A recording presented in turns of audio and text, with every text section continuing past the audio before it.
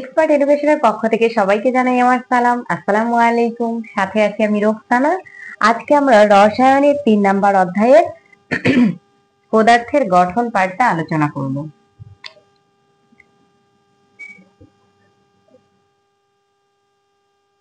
তাহলে আমরা প্রথমে পড়বো আইসোটোপ, তারপরে পড়বো আইসোটোন, তারপরে পড়বো আইসোবার। তাহলে আমরা তিনটা একসাথে যদি রিলেটেড করে পড়ি, আইসোটোপ, আইসোটোপ, আইসোটোন, আইসোটোন আর কি আইসোবার, আইসোবার। তাহলে আইসোটোপ শেষে কি প আছে, অর্থাৎ যাদের প্রোটন সংখ্যা সমান কিন্তু নিউট্রন সংখ্যা আর ভর সংখ্যা ভিন্ন। তাহলে কি শেষে প আছে, এভাবে মনে রাখবো যে প্রোটন সংখ্যা সমান, প্রোটন সংখ্যা সমান। তার মানে কি বাকি দুইটা ভিন্ন, বাকি দুইটা কি নিউট্রন সংখ্যা আর ভর সংখ্যা, নিউট্রন সংখ্যা আর ভর সংখ্যা।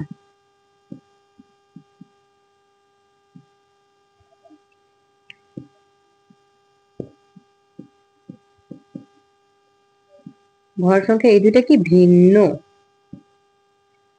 তাহলে আমরা প্রোটন সংখ্যা সমান বলছি, তার মানে প্রোটন সংখ্যা সমান মানে কি মৌলটা একই থাকতেছে, মৌলটা চেঞ্জ হবে না। কারণ আমরা জানি প্রোটন সংখ্যাই কি ইউনিক আইডেন্টিটি, মানে কোনো একটা মৌলের প্রোটন সংখ্যা সমান মানে সেই মৌলটাই চেঞ্জ হবে না। তাহলে আইসোটোপ মানে প্রোটন সংখ্যা সেম।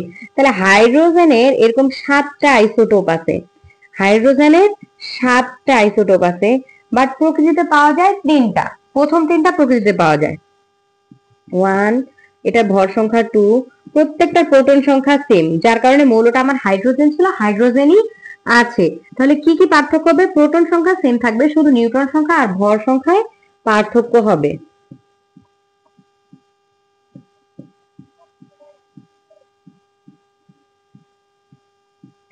তাহলে এখানে কত হয় যে আমাদের এখানে আমরা জানি যে ভর সংখ্যা সমান কি, ভর সংখ্যা সমান প্রোটন সংখ্যা প্লাস নিউট্রন সংখ্যা,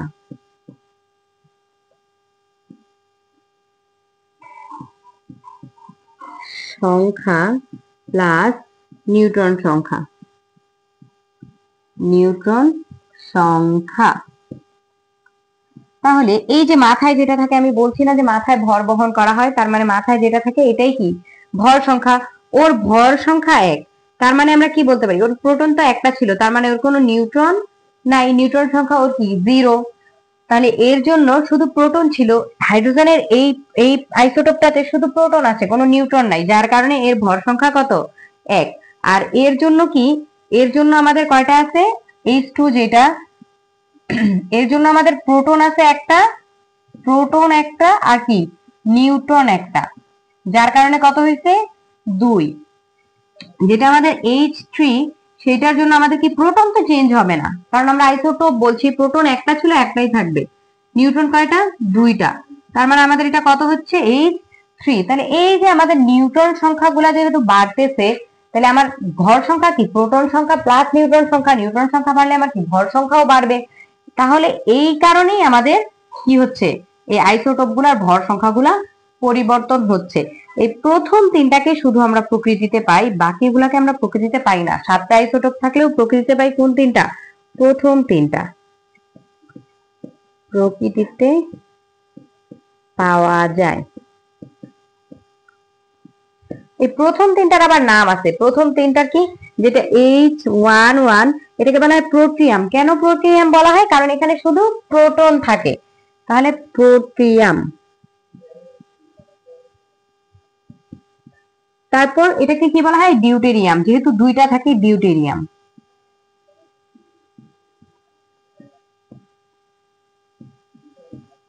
তিনটা কি ট্রাই, 3টা থাকে ট্রিটিয়াম।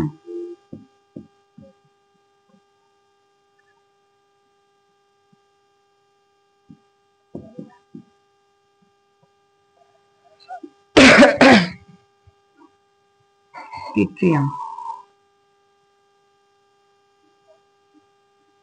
তাহলে এই হলো আমাদের আইসোটোপ। এবার আমরা আসি আইসোটোন। শেষে কি আছে? নিউটন। শেষে ন, তার মানে নিউটন সংখ্যা সেম। নিউটন সংখ্যা সেম। তাহলে কি কি আলাদা হবে? নিউটন সংখ্যা সেম, প্রোটন সংখ্যা আর ভর সংখ্যা তাহলে ভিন্ন হবে। প্রোটন আর কি ভর ভিন্ন।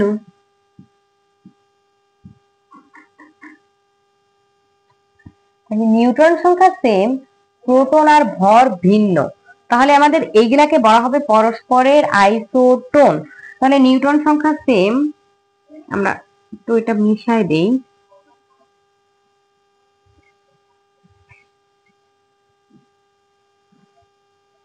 যেমন আমাদের কার্বনের কয়টা আইসোটোপ আছে? কার্বনের, আমরা এবার এটার জন্য কাজ করছি, কার্বনের আছে 3টা isotope, carbon 12, carbon 13, carbon 14। Carbon যেহেতু প্রত্যেকটারই কি পারমাণবিক সংখ্যা 6, তাহলে আমরা জানি যে এই ভর সংখ্যা থেকে পারমাণবিক সংখ্যা বিয়োগ দিলে নিউটন সংখ্যা পাওয়া যায় কত? 7। সরি, এটা নিউটন সংখ্যা কত? এটা নিউটন সংখ্যা, নিউটন সংখ্যা কত? 6। তারপর এটা নিউটন সংখ্যা 6, এটা নিউটন সংখ্যা কত? 7, এটা নিউটন সংখ্যা কত? 8। তাই তো সেম ভাবে আমরা জানি নাইট্রোজেনের ক্ষেত্রে নাইট্রোজেনের ভর কত? 14, পারমাণবিক সংখ্যা কত? 7। তাহলে নাইট্রোজেনের ভর সংখ্যা কত? 14 মাইনাস, সরি নিউটন সংখ্যা কত? 14 মাইনাস 7, তাহলে কত হবে? 7। তাহলে এই যে দেখো এরও নিউটন সংখ্যা 7, এই যে কার্বন 13 এর যে আইসোটোপটা আছে এইটারও নিউটন সংখ্যা 7। তাহলে আমরা বলতে পারি এই দুইটা পরস্পরের আইসোটোন।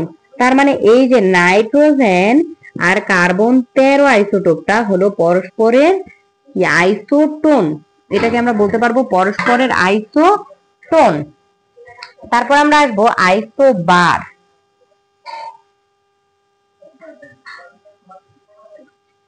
এরপর আমরা আসবো আইসোবার।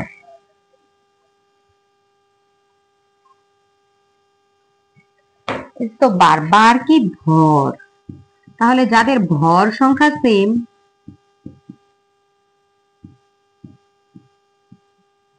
কিন্তু কি হবে? প্রোটন আর নিউট্রন কি হবে? ভিন্ন, তাদেরকে পরস্পরে কি বলা হবে? আইসোবার। তাহলে আইসোবার কে কে? আর্গন, আর্গনের ভর কত? 40। আর কত? ক্যালসিয়াম, ক্যালসিয়ামেরও ভর কত? 40, তাই না? তাহলে দেখো এখানে দুজনেরই কি ভর সেম, কিন্তু দুজনের কি আর্গনের পারমাণবিক সংখ্যা কত? 18। তাহলে দুজনের প্রোটন সংখ্যা আলাদা। আবার আমরা যদি দুজনের নিউটন সংখ্যা বিয়োগ করি, এই দুইটার কি বিয়োগ ফল? 40 মাইনাস কত? 18। তাহলে আমাদের এখানে কত হয়? 22। এর জন্য কত হয়? 20। তাহলে এর নিউটন, এটা হলো নিউটন সংখ্যা, এটাও নিউটন সংখ্যা। তাহলে দেখো আমাদের এই দুটার ভর সংখ্যা একই, কিন্তু এই যে প্রোটন সংখ্যাও আলাদা, নিউট্রন সংখ্যাও আলাদা। তাহলে আমরা এটা এই দুটাকে বলতে পারি পরস্পরের আইসোবার। তাহলে এই হলো আমাদের আইসোটোপ, আইসোটোন আর আইসোবার। এরপর আমরা আসি পারমাণবিক ভর বা আপেক্ষিক পারমাণবিক ভর।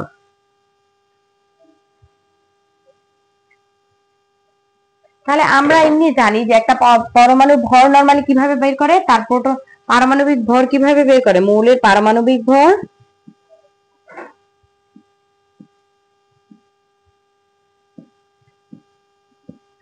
ভর সমান কি? প্রোটন সংখ্যা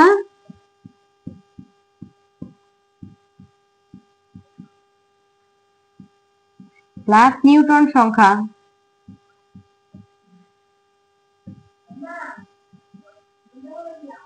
তাহলে আমরা অনেক ক্ষেত্রে দেখি কোনো কোনো পরমাণু ভর দশমিকে আসে, সেটা কিভাবে আসে বা সেটা কিভাবে সম্ভব? প্রোটন বা নিউট্রন কারো সংখ্যাই তো দশমিকে না বা ভগ্নাংশ না, তাহলে আমরা দশমিকে মানটা পাই কেন? দশমিকে মানটা নেই কারণ হলো যে আমরা আপেক্ষিক পারমাণবিক, গড় আপেক্ষিক পারমাণবিক বের করি। তাদের যে বিভিন্ন আইসোটোপ পাওয়া যায় সেখান থেকে আমরা গড় আপেক্ষিক পারমাণবিক ভর বের করি, দেখেই সেটা কি হয়? দশমিকে চলে আসে। তাহলে আমরা যে কোনো পরমাণুর গড় আপেক্ষিক পারমাণবিকটা বের করতে পারবো কিভাবে, পারমাণবিক ভরটা বের করতে পারবো যদি আমরা তার একটা পরমাণুর ভর জানি। অ্যালুমিনিয়ামের একটা পরমাণুর ভর কত? অ্যালুমিনিয়ামের একটা পরমাণুর ভর হলো 4.482 ইন্টু 10⁻⁻23। তাহলে এটাকে আমরা কি করব, যেহেতু এত ছোট মানগুলা মেপে নেওয়া খুবই কঠিন কাজ, বারবার এই এত ছোট পরিমাণে মেপে নেওয়া যায় না, এই জন্য আমরা এটাকে একটা আদর্শ মানের সাপেক্ষে নিব। এই জন্যই বলা হচ্ছে আপেক্ষিক পারমাণবিক ভর, একটার সাপেক্ষে নিব। আমরা জানি যখন কোনো কিছু সাপেক্ষে করা হয় তখনই ব্যাপারটা কি হয়, আপেক্ষিক। তাহলে একটা আদর্শ মানের সাপেক্ষে নিব, সেই মানটা হলো 1.66 ইন্টু 10⁻⁻24।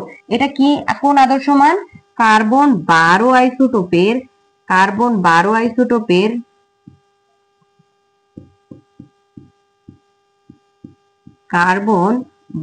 আইসোটোপের একটি পরমাণুর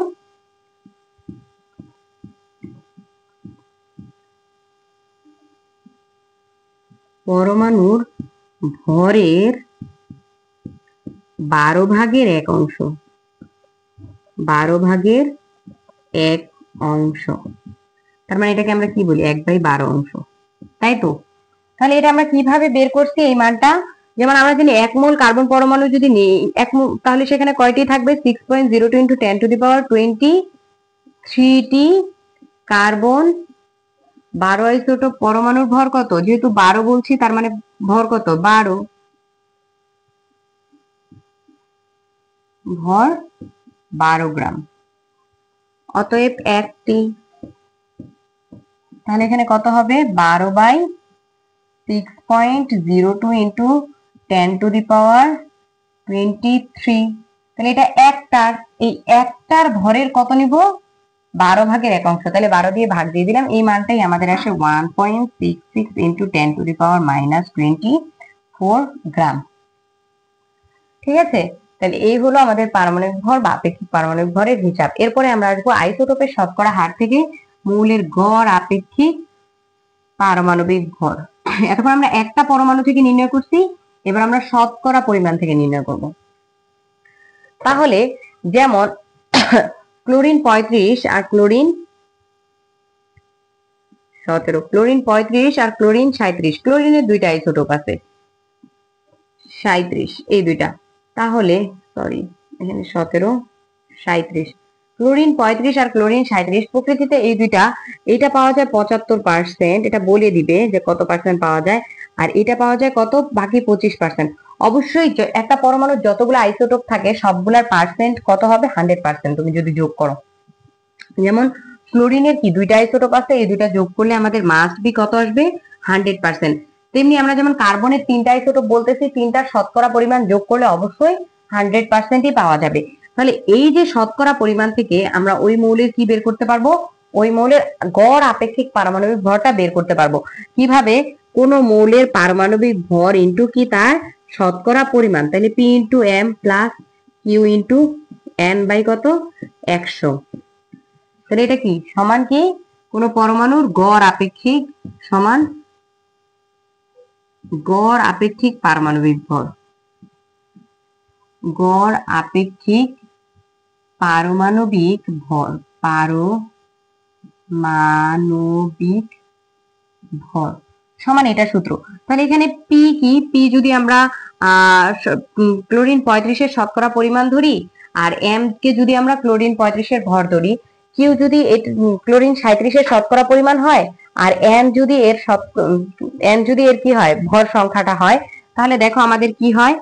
পি কি বলছি? পি হলো শতকরা পরিমাণটা, তাহলে কত? 75। কার? 35-এর। এই যে ক্লোরিন 35-এর শতকরা পরিমাণ, তাহলে 35, আমরা এই 35, ক্লোরিন 35-এর ভর সংখ্যা কত? 35, আর এই শতকরা পরিমাণ কত? 75%। প্লাস ক্লোরিন যে 37-এর শতকরা পরিমাণ কত? এই যে ক্লোরিন 37-এর শতকরা পরিমাণ কত? 25%। এই জন্য 37 ইন্টু 25, তাহলে যে যেটা যত পার্সেন্ট তার সাথে তত পার্সেন্ট দিয়ে গুণ ভাগ কত? 100। তাহলে এইটা যদি আমরা করি, এটা আমরা করলে দেখতে পারবো যে ইকুয়ালস টু গড় আপেক্ষিক পারমাণবিক ভর, এটা হলো 35.5। এই জন্যই কিন্তু আমরা ক্লোরিনের গড় আপেক্ষিক পারমাণবিক ভর কত মুখস্থ করি? 35.5। ঠিক আছে? তাহলে আমরা যদি এবার এটার উল্টা করি, অর্থাৎ কি আমাদের যদি গড় আপেক্ষিক পারমাণবিক ভর দেওয়া থাকে বা বলে যে দুইটা শতকরা পরিমাণ বের করো, তাহলে আমরা কিভাবে করব? যেমন আমাদের এতক্ষণ কি আমরা জেনে নিলাম যে ক্লোরিনের গড় আপেক্ষিক পারমাণবিক ভর কত, 35.5, তাই তো? তাহলে আমরা জানি গড় আপেক্ষিক পারমাণবিক ভর সমান কি P into M plus Q into N by কত 100, তাই তো? তাহলে আমাদের ধরলাম এবার গড় আপেক্ষিক পারমাণবিক ভরটা বলে দিছে, ওরা কত বলে দিল যে 35.5। এবার বললো যে ক্লোরিনের যে 35 আর 37 দুইটা আইসোটোপ আছে তাদের শতকরা পরিমাণ নির্ণয় করো প্রকৃতিতে। তাহলে আমরা কি, তাহলে আমরা ধরে নেই, ধরি ক্লোরিন 35 এর শতকরা পরিমাণ কত, শতকরা পরিমাণ x ধরে নেই, পরিমাণ সমান x। তাহলে এই যে ক্লোরিনের যে 37 আইসোটোপটা আছে এর শতকরা পরিমাণ কত হবে? শিওর 100 মাইনাস x, কারণ আমি বলছি দুইটা মিলে কত হবে, পার্সেন্ট দিতে হবে অবশ্যই, দুইটা মিলে আমি বলছি 100%, তাহলে ওইটা x হলে এটা 100 মাইনাস x, তাহলে আমাদের এই মানটা দেওয়া থাকবে যে আপেক্ষিক পারমাণবিক ভর। তাহলে আমরা এবার পি মানে কি শতকরা পরিমাণ, এটা x, কার শতকরা পরিমাণ x 35 এর, তাহলে ইনটু 35, তারপর প্লাস 37 এর শতকরা পরিমাণ কত 100 মাইনাস x ইনটু কত 37 বাই 100। তাহলে দেখো আমরা যদি এবার হিসাবগুলা করি, 3550 এখানে আমাদের কত হয় 35x, এখানে আমাদের কত হয় 3700 মাইনাস এখানে কত 37x, তাহলে আমাদের এখানে কত হয়ে যাবে 3550 মাইনাস 3700 মাইনাস 2x, তাহলে আমাদের এখানে কত হয়ে যায় মাইনাস 150 আর এখানে কত মাইনাস 2x, তাহলে x ইকুয়ালস টু আমাদের কত মাইনাস 150 বাই মাইনাস 2 সমান কত 75%। তাহলে দেখো আমি 75 কার ধরছিলাম, 75 আমি ধরছিলাম, সরি এক্স কার ধরছিলাম, এক্স আমি ধরছিলাম 35 এর, তার মানে যে ক্লোরিন 35 আছে তার শতকরা পরিমাণ কত প্রকৃতিতে 75%। তাহলে ক্লোরিন 37 এরটা কত হবে, ক্লোরিন 37 এরটা তাহলে কত হবে, মান বসায় দাও, 100 মাইনাস এক্স সমান কত পাইলা তুমি 75, তার মানে কত হবে 25%, এটাই আনসার। তাহলে বইয়ে আমাদের আরেকটা আছে কপারেরটা, কপারের কত 63.5, এই সেম প্রসেসেই করতে হবে।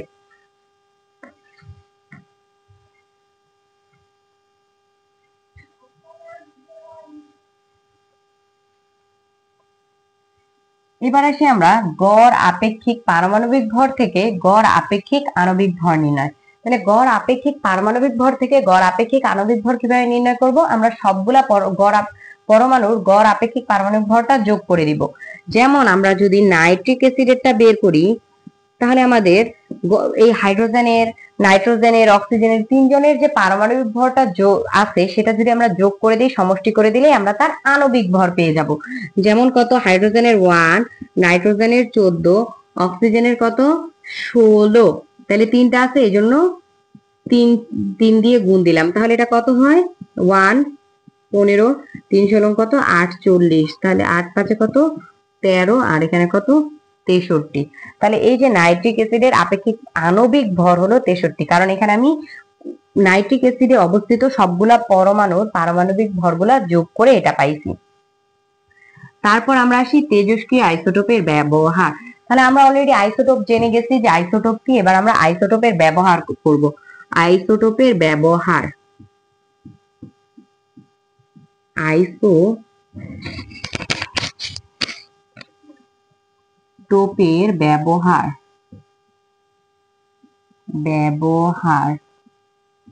তাহলে প্রথমটা কি চিকিৎসা ক্ষেত্রে, তারপরটা কি কৃষি ক্ষেত্রে,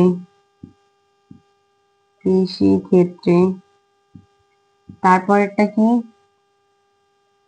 বিদ্যুৎ উৎপাদন, তারপরেরটা কি গবেষণা ক্ষেত্রে। গবেষণা ক্ষেত্রে। তাহলে চিকিৎসা ক্ষেত্রে দুই রকম ব্যবহার, একটা হলো রোগ নির্ণয়, আরেকটা হলো রোগ নিরাময়। রোগ নিরাময় কৃষি ক্ষেত্রে কিভাবে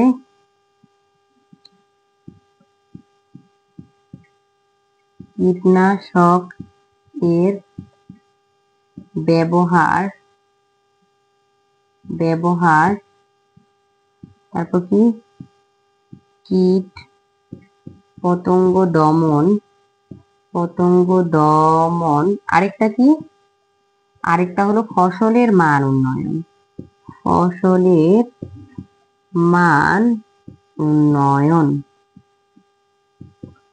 তারপর কি বিদ্যুৎ উৎপাদন। বিদ্যুৎ উৎপাদনের দুইটা, একটা হলো নিউক্লিয়ার ফিউশন, আরেকটা হলো নিউক্লিয়ার ফিশন, একটা আরেকটা হলো ফিউশন। তো আমরা মূলত নিউক্লিয়ার ফিশন দ্বারা করি, ফিশন। আর আমরা কি করি, পারমাণবিক চুল্লিগুলোতে ইউরেনিয়াম থেকে প্রসেসটা করি। তার মানে বড় পরমাণু, বড় নিউক্লিয়াস ভেঙে বড় নিউক্লিয়াস থেকে কি হয়, ছোট নিউক্লিয়াস বিশিষ্ট একাধিক পরমাণু উৎপন্ন হয়। ছোট নিউক্লিয়াস বিশিষ্ট পরমাণু উৎপন্ন হয়। তাহলে কি নিউক্লিয়ার বিক্রিয়া দুই প্রকার, একটা হলো নিউক্লিয়ার ফিশন, আরেকটা হলো নিউক্লিয়ার ফিউশন। ফিশন যেটা, এটাতে একটা বড় নিউক্লিয়াস ভেঙে একাধিক ছোট নিউক্লিয়াস উৎপন্ন হয়। আর নিউক্লিয়ার ফিউশন যেটা, মনে রাখবা, ফিউশন কমিউনিকেশন মানে কি যোগাযোগ, তার মানে একের অধিক ক্ষুদ্র ক্ষুদ্র মূলক যোগাযোগ বা যুক্ত হয়ে একটা বড় নিউক্লিয়াস তৈরি করাকে বলা হয় নিউক্লিয়ার ফিউশন। যেটা আমাদের সূর্যে হয়। সূর্যে কি হয়, হাইড্রোজেন হাইড্রোজেন যুক্ত হয়ে কি হয়, হিলিয়াম হয়, যার কারণে প্রচুর পরিমাণে তাপ উৎপন্ন হয়। আর সেই তাপ শক্তিটাই পৃথিবীতে আসে। তাহলে ফিউশন কি বলছি, ফিউশন কমিউনিকেশন দিয়ে মনে রাখতে, যুক্ত হওয়া, ছোট ছোট নিউক্লিয়াস যুক্ত হয়ে একটা বড় নিউক্লিয়াস তৈরি হয়। আর গবেষণা ক্ষেত্রে যেমন পৃথিবীর বয়স নির্ণয় করা হয়, যেমন কি পৃথিবীর বয়স নির্ণয় করা হয় কোনটা দ্বারা, কার্বন 14 দ্বারা। বয়স নির্ণয় কার্বন 14, কার্বনের যে তিনটা আইসোটোপ আছে এর মধ্যে কার্বন 14 দ্বারা পৃথিবীর বয়স নির্ণয় করা হয়। তাহলে রোগ নির্ণয় কি, টেকনেশিয়াম 99 দ্বারা রোগটা নির্ণয় করা হয়। এটা আমরা বডিতে পুশ করব, সেখান থেকে তেজস্ক্রিয় রশ্মি আসবে, সেটা দ্বারা আমরা রোগ নির্ণয় করব।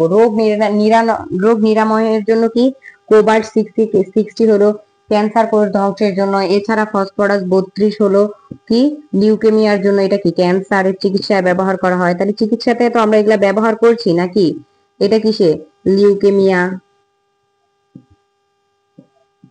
ঠিক আছে। তারপর কীটনাশকের ব্যবহার কি, আমরা যদি কোনো জমিতে আইসোটোপ প্রয়োগ করি তাহলে আমরা জানতে পারবো যে সেখানে কতটুকু পরিমাণে সার আছে। তাহলে কতটুকু সার আছে সেটা, নাইট্রোজেনের পরিমাণ জানতে পারবো। যদি জানতে পারি তাহলে আমি বুঝবো যে এখানে আমার কতটুকু ইউরিয়া লাগবে, অর্থাৎ কতটুকু সার লাগবে। এরপর কীট পতঙ্গ দমন করতে পারবো। জিনগত পরিবর্তন ঘটায় আমরা ফসলের মান উন্নয়ন করতে পারবো। বিদ্যুৎ উৎপাদনটা তো অলরেডি বলে ফেলেছি, আর গবেষণা ক্ষেত্রেটা এভাবে। তাহলে আইসোটোপের ব্যবহার আসলে এইভাবে ইজিলি মনে রাখতে পারবো। ধন্যবাদ সবাইকে।